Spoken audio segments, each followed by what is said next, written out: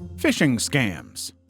Phishing scams are a type of cyber attack in which scammers try to trick people into giving away their sensitive information, like passwords, credit card numbers, or bank account details, by posing as trustworthy entities such as your bank, social media platforms, or online retailers. You might receive an email that appears to be from your bank, warning you of suspicious activity on your account and asking you to click on a link to verify your information. The link may lead to a fake website that looks identical to your bank's official site, where you'll be prompted to enter your login credentials. Once you do, you've been scammed. The hackers now have your username and password, which you unwittingly gave. Lottery and sweepstakes scams.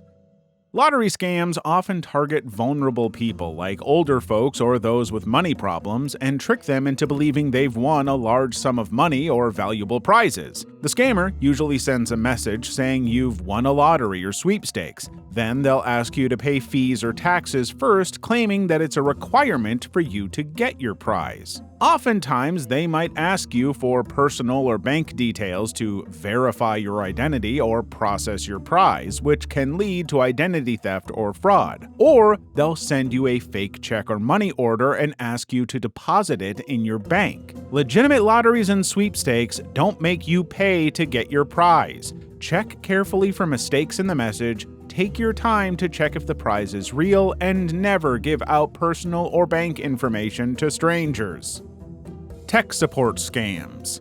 If you've ever received a random phone call, email, pop-up message, or even a fake website claiming there's a problem with your computer or device, it was probably a tech support scammer on the line. Tech support scammers pretend to be from a tech company or internet provider. They might say your computer has a virus or something's wrong with your account. They'll then ask you to download software that lets them control your device. Once they're in, they can steal your info, install malware, or demand money to fix a fake problem. They might even ask you for credit card details to bill you for the tech support service.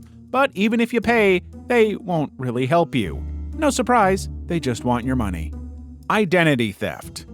If someone wanted to impersonate you, all they would need is your personal information, like your name, address, or your credit card number. These kinds of scammers might do anything from using fake emails to breaking into company databases to get your details. Sometimes, scammers put hidden devices on ATMs or card readers to steal your credit card details when you use them. They might even call you pretending to be from a bank or government agency, trying to get your info with made-up stories. If you fall for these scams, you could lose money, damage your credit score, or even get into legal trouble if the scammers do illegal things while posing as you. Investment scams. Investment scams are schemes that promise high returns on investments but take your money instead. One common type is the Ponzi scheme, where scammers use new investors' money to pay earlier investors' returns. They make it seem like you're making a profit, but it's just an illusion, and eventually, the scheme collapses, leaving many people with losses. With real estate scams, scammers often fake investment opportunities and properties that don't exist or aren't as valuable as claimed. Another type is the pump and dump scheme, where scammers artificially inflate the price of a stock by spreading false information or rumors. They convince people to buy the stock, drive up its price, and then sell their shares at a profit before the price crashes back down. Cryptocurrency scams have become more common in recent years, where scammers and influencers promote fake digital currencies or fraudulent investment opportunities. They may promise huge returns on investments in cryptocurrencies, but disappear with your money once you've invested.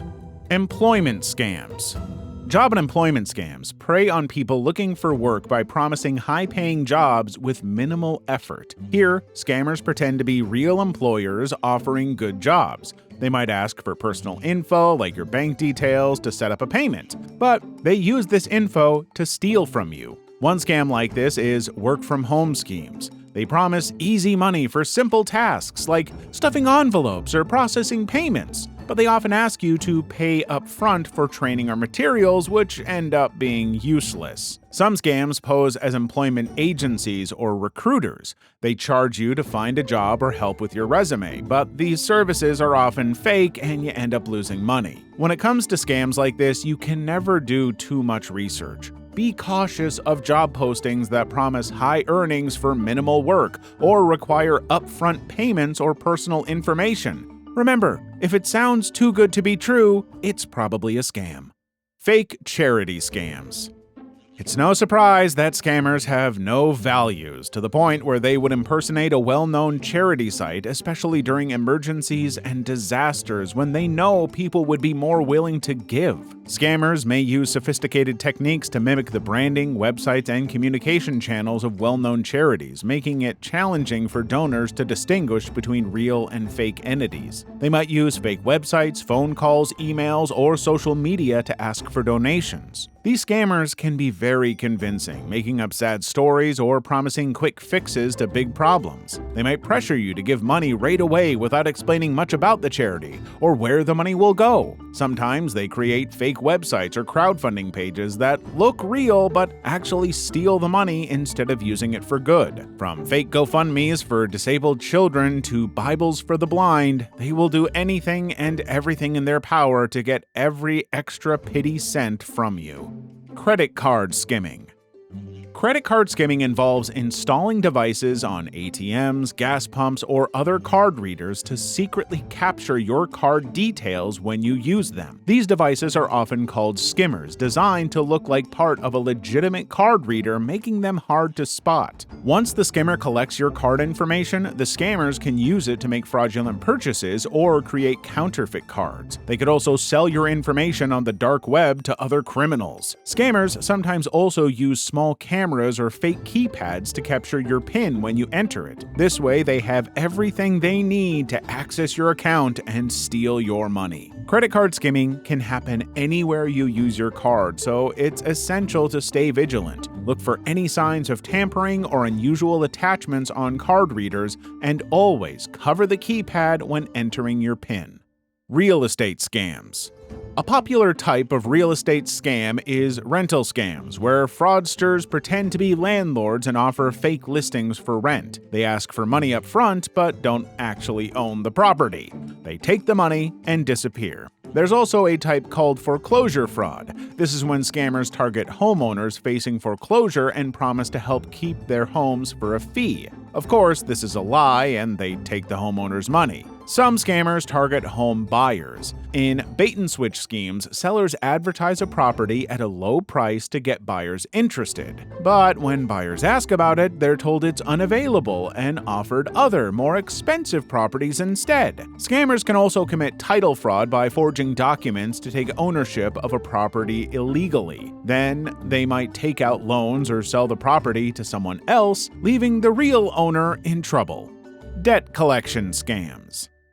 Debt scammers are a completely different breed. They try to make you pay money you don't owe. They could pretend to be from a real debt collection agency or even the police. They could even try using threats or lies to try to scare you into paying up quickly. Sometimes these scammers target people who have legitimate debts but exaggerate the amount owed or add on fake fees. They'll intentionally pick out people who might already be worried about money, like old pensioners or those having a hard time financially. They use personal information obtained through data breaches or other means to make their claims seem more legitimate. It's important to know your rights when dealing with this kind of scam. Debt collectors must prove you owe the money and can't bully or lie to you. Social Security scams. The SSA will never call or email you out of the blue asking for personal information or money, but scammers might. Social Security scammers pretend to be from the Social Security Administration, SSA, or other government agencies trick people into giving away their Social Security numbers or money. They use scare tactics like saying your Social Security number has been suspended to get you to act fast. This is a lie, of course, as Social Security numbers cannot be suspended. Scammers call or email claiming your Social Security number has been suspended due to suspicious activity. They may threaten legal action or arrest if you don't provide personal information or pay a fee or pose as SSA employees, saying there's a problem with your Social Security account. They ask for your Social Security number, banking information, or payment to resolve the issue. Insurance fraud. Insurance fraud happens when people or companies try to trick insurance companies to get money they're not entitled to. They could do this by faking accidents or injuries, or even committing arson to get money from insurance. A simple scammer guide to commit insurance fraud would be to misrepresent the information surrounding how exactly the car you got insured last month mysteriously got caught in a freak accident resulting in damages that your insurance company is now forced to pay. Insurance fraud has severe consequences, including financial losses for insurance companies and higher premiums for policyholders. It questions the integrity of insurance systems and reduces trust among policyholders and insurers. This is a big problem because it costs insurance companies a lot of money. It's also unfair to people who pay for insurance honestly, because when insurance providers lose money, they might have to raise the premium prices for everyone else. Tax scams.